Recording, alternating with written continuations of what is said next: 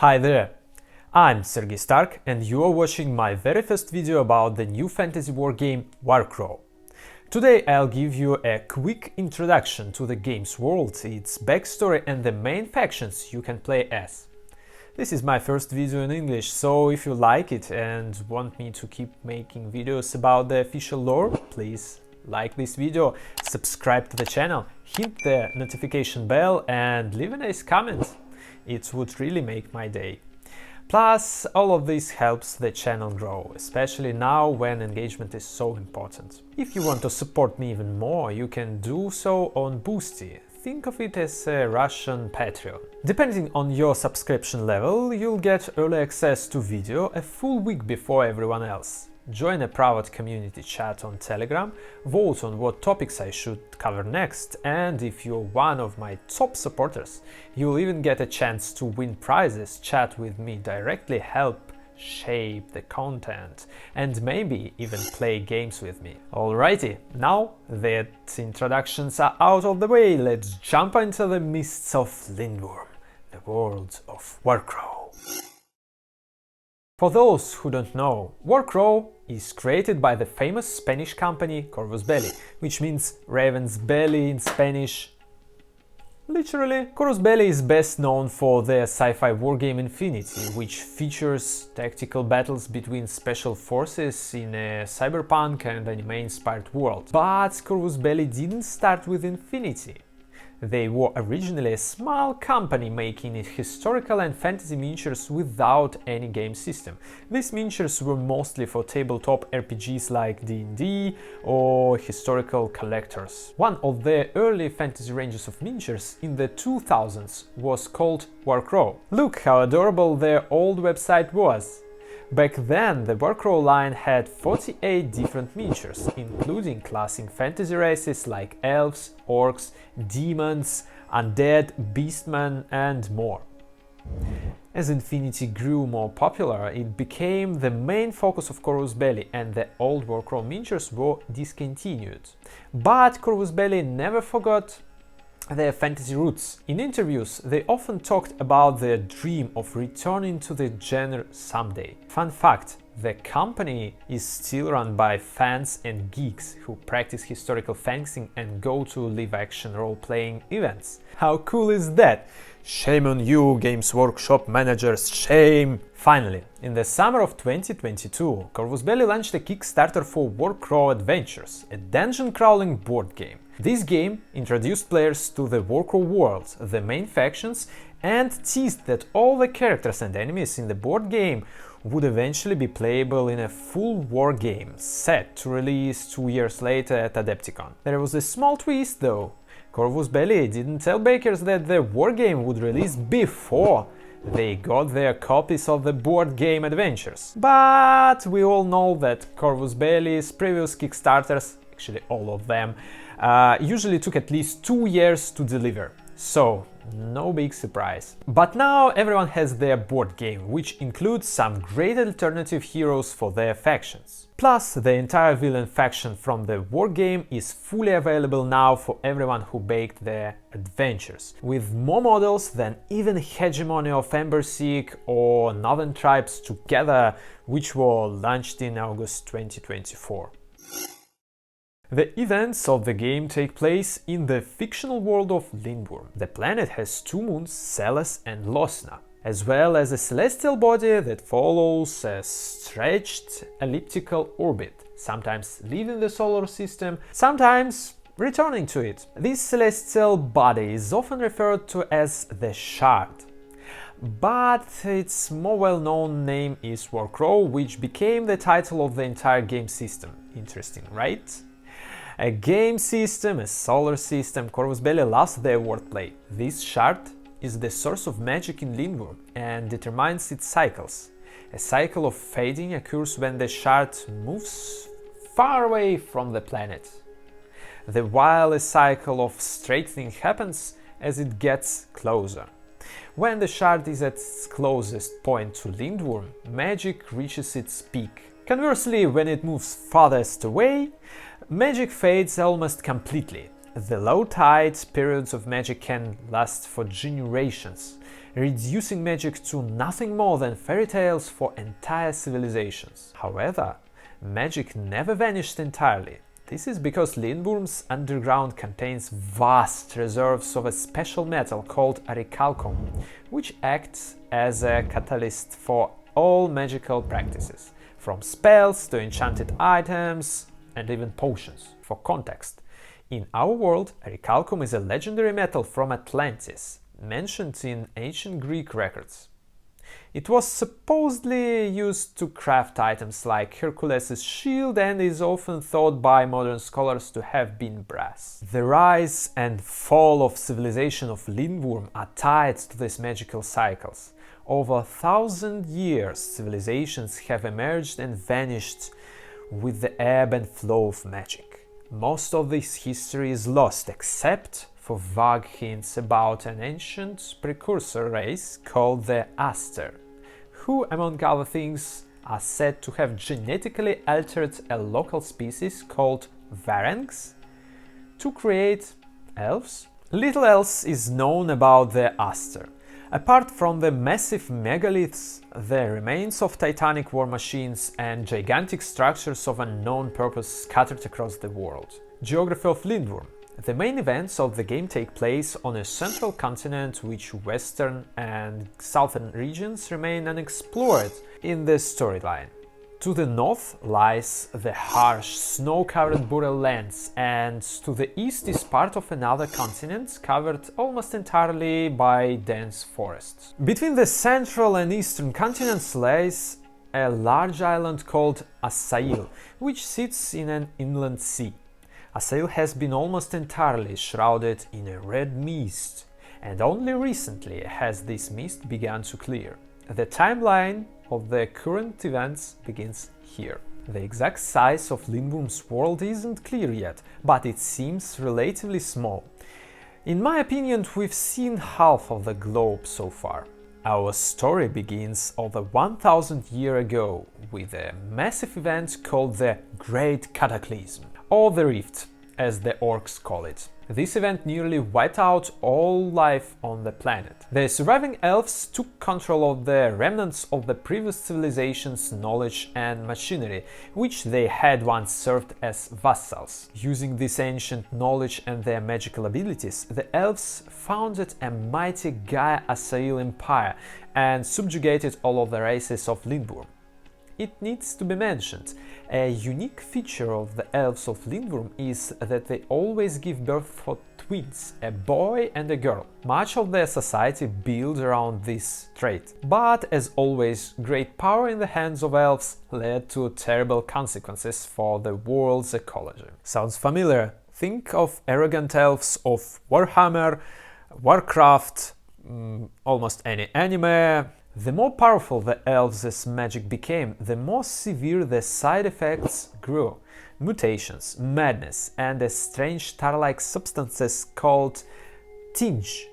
This black oily corruption began appearing on living beings, spreading chaos, madness, and etc. Eventually, the elven society split into two factions, leading to a brutal civil war. First, the dark-minded elves.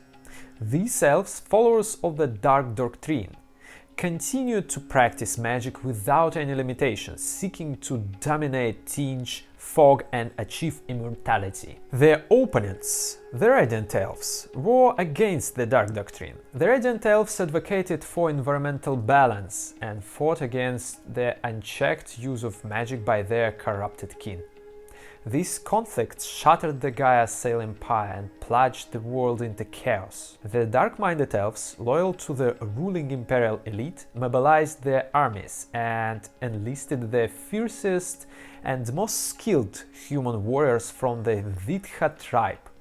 These warriors would later become the foundation of Feudom, one of the two major nations on the continent. Other human tribes in the region, fearful of the dark-minded elves, joined the Army of Radiance to fight against them. The Army of Radiance also tried to recruit the Varangs, a unique race living in the northern parts of the continent.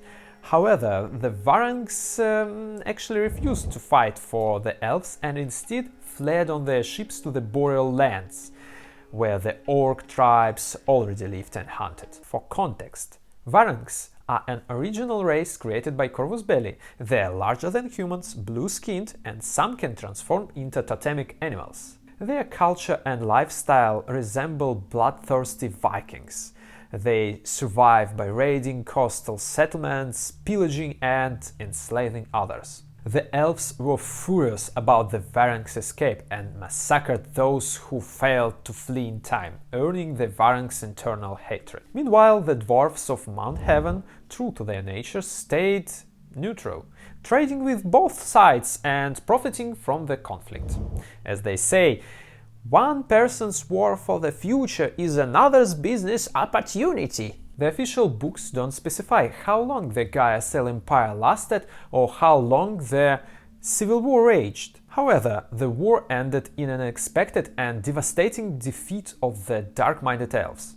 The Radiant Elves made a great sacrifice to destroy the imperial capital along with most of the dark-minded forces. This victory was possible thanks to the legendary elven seer Niam, who, much like Gandalf, appeared in the world's darkest hour and saved everyone. After the war, the surviving Radiant Elves split into 3 distinct groups. The Syennans, the largest group, retreated to the forests, binding themselves to nature through a ritual that had helped them win the war. It also caused a rare feature for their king.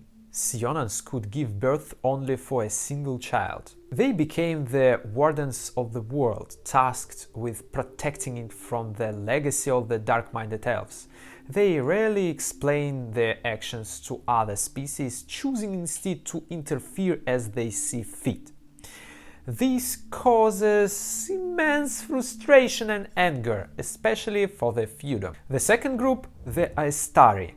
This group migrated southwest, where they established bastions of knowledge, salvaging from the fallen empire. All the time, this region grew into the mighty Hegemony of Embersig, the greatest nation of the current era. The Aestari played a pivotal role in its formation, passing on the administrative structure, magic and religion of Gaia Sail to humanity. And the last group, the Alvens, the smallest group, known for their talents in languages and the arts, settled on the island south of Asail. Decades later, they became part of the Trade Alliance, establishing themselves in the City of Riches. The dark-minded elves disappeared from history after the war, dissolving into the red mist that engulfed the island of Asail. The mist, always capitalized, is a central element of Lindwurm's lore, symbolizing everything mysterious and malevolent. If you are familiar with the cinematics from League of Legends, think of the black mist from Runeterra, summoned by the King Viego. Except this mist is red and behaves similarly. The red mist is poisonous. It mutates all organic life that enters it, spawns monsters and sometimes acts as semi-sentient force. Prolonged exposure to it can cause hallucinations and madness. For this reason, the mist is feared and avoided. While it's widespread in the world, only certain races have the means to banish it. Ultimately, the mist and those hidden within it are the common enemy that will one day unite the nations of Lindwurm to fight against it. Like any wargame, WARCROW focused on battles between small squads. Since the world is not currently in a state of open war, these skirmishes involve scouting, missions, sabotage, or special operations carried out by factions. So far, 6 playable factions are available, with 2 more hinted a bit not yet released. Once all the models for the current factions are complete, these additional factions will likely debut. First faction is the Hegemony of Embersig. The illustrious Hegemony of Embersig is a young, yet highly developed multinational state occupying the largest territory in Lindwurm. It's a home to humans, dwarves and elves who coexist harmoniously. Although the hegemony is classified as an empire, it features surprisingly progressive attributes: centralized government support by a professional bureaucracy, complete tolerance for different religions and cultures, advanced printing, banking and trade systems, and the most skilled mages and engineers trained systematically. The Hegemony also boasts the Black Legion, a professional standing army. In the WARCROW game system, the Hegemony serves as the flagship faction, much like Space Marine in Warhammer. The second, the Kingdom of Feudom. Next in size and power is the Kingdom of Feudom, a classic feudal state. This is a land where noble and valiant knights perform great deeds for the glory of their goddesses, beautiful ladies and their king, while hardworking peasants tirelessly grow turnips on the fields. If you remember Britannia from Warhammer Fantasy Battles, Feudom is essentially its spiritual sibling. Feudom is a monotheistic kingdom that worships the moon goddesses Celas and Losna, making the clergy the second most influential power after the king. The clergy is composed of battle priestesses and a special knight-monk order. The feudals are descendants of the original human tribes who have lived in this region for centuries. They consider themselves the chosen people, blessed by the moon goddesses after their goddesses turned away from the sinful elven empire of Gaia Sail. This belief is also the root of Feudum's deep hatred for elves, which is further fueled by frequent skirmishes with the Syonnans. Fortunately for Feudum, the strength of its knights and the holy magic of its priestesses allow them to triumph over most enemies of their glorious kingdom. The main book also mentioned two other human factions. The Ottoman Sultanate, located somewhere in the south of the continent. Little is known about these factions except that they frequently raid the hegemony borders. The armies are composed of Janissary, elite warriors trained from a young age. The Trade Alliance, on the other hand, is the name suggests. This is a coalition of 8 independent cities that dominate trade in Lindwurm. The alliance seeks to establish a monopoly on all trade, deploying spies across all factions to further their interests by any means necessary. When not trading, they monopolize maritime shipping in the inland sea between the central continent and the Assail Island. And they also dabble in piracy against the ships of other nations. In the mountain ranges and isolated peaks scattered across the continent lies the ancient dwarven kingdom of Mounthaven. The dwarves are ruled by a monarchy and adhere to a strict caste system that leaves no room for mobility. A miner, for instance, can never become a merchant or join the higher castes of warriors or rulers. The dwarves are chronicles and primarily traders of Lindwurm. They are the only nation that possess reliable records of the magical cycles from the beginning of time, although they do not share this knowledge with other races. Instead, the dwarves eagerly trade the results of their advanced metallurgical expertise. They produce the finest armor, weapons and artifacts that made from orichalcum. They also control the largest reserve of this valuable metal. However, dwarves are known as highly unreliable allies who only honor agreements as long as it benefits them. But the subterranean dwellers care little for what others think of them. For them, the time has come to execute the great plan, which has been thousands of years in the making. According to this plan, the dwarfs of Mounthaven will rise to the surface and subjugate all other races once and for all. All hail the Mounthaven! The Syonnans, scattered across the vast forests of Lindwurm, live the Syonnans, the heirs of the Army of Radiance. These elves live in harmony with nature, isolated in their forests. While they keep a watchful eye on world's events, they only intervene when they perceive a threat to the world's balance or their forests. The Syonnans are elusive and ancient, holding forgotten secrets and communicating with both ancestral spirits and the spirit of the world. They possess the unique ability to teleport between forests, allowing them to traverse great distances instantly. They are also capable of banishing the mist, making them vital protectors of Lindwurm. They are the guardians of Lindwurm deserves, but not the ones it wanted. At least, not yet. From the frozen tundra of the Boreal lands A once unthinkable alliance has descended upon the northern shores of the continent, a union of orcs and varangs, collectively known as the Northern Tribes. The varangs, bloodthirsty raiders exiled from their homelands, have joined forces with the orcs, the tundra's apex predators who revere the natural order and personal strength above all else. United by the looming threat of the mists, they march southward, some seeking survival and glory, others reclaiming the lands of their ancestors. Together, the raw power and primal range of the northern tribes present a force no southern nation can stand against alone. Remember the fall of the elven empire, Gaia Sail, and the defeat of the dark-minded elves? Well, they didn't disappear. After their loss, they scattered across the world, continuing their forbidden studies of Tinch, the Mist, and other dark powers. Eventually, they came into contact with an ancient precursor named Yaldabaoth, who began sharing forbidden knowledge with them. The dark-minded elves now revere Yaldabaoth as their teacher. This faction consists of scattered groups of deranged elven scientists and experimenters.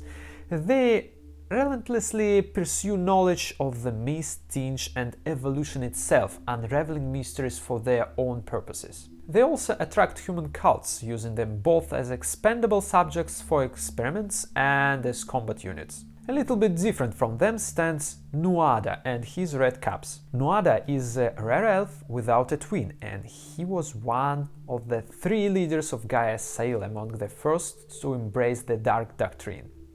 Unlike others, Nuada isn't driven by the pursuit of knowledge. His only goal is vengeance for his defeat in the war. Nuada is a relic of the past, having slept in stasis until the present day, thanks to his contact with another precursor, Makair. He has mastered technomagic and creates fiery elementals called redcaps. These creatures are forged from fire, magic and orichalcum, embodying raw emotions and destruction. To wrap things up, I just want to say that Corvus Belli has done an amazing job, created a unique and interesting fantasy world. It's already made a huge impact among wargamers all over the globe. You can see this by how quickly the new releases sell out every month. Restocking takes forever, and at one point the team couldn't keep up with demands and had to delay their releases for a month. Honestly, I am not surprised. Right now, there really isn't a great fantasy war game with the classic elves, orcs and dwarves. Age of Sigmar has gone a completely different direction with their IP, while Fantasy Battles and Kings of War feel like relics of the past. Who, besides die-hard old-school fans, still wants to play squares? And when it comes to small-scale skirmishes in a high fantasy world setting, there has been basically nothing. But WARCROW stands out, especially with its factions. There is no clear good guys here. Every faction has its own goals, grudges and shady past. Funny enough, the orcs actually seem like the most reasonable and straightforward group. They give off strong Warcraft orc vibes, both in the way they are written and how their models look.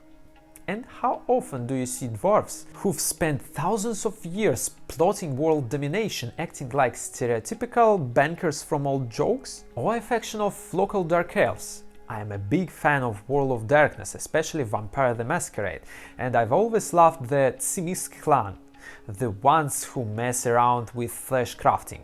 WARCROW has an entire faction like that. Elves who are obsessed with experimenting, playing with goo and competing to see who can create the creepiest monster. How cool is that? Overall, WARCROW feels like a super exciting wargame. The rules are fun and borrow the best ideas from other systems, including one of my favorites, Star Wars Legion, especially when Corvus Belli fixes all the confusing parts in the rules and the miniatures. They are some of the best in the world, absolutely top-notch. I love in these new worlds and can't wait to explore it more. I'd love for you to join me on this journey. See you somewhere on the battlefields of Lindwurm. Until the next time, bye!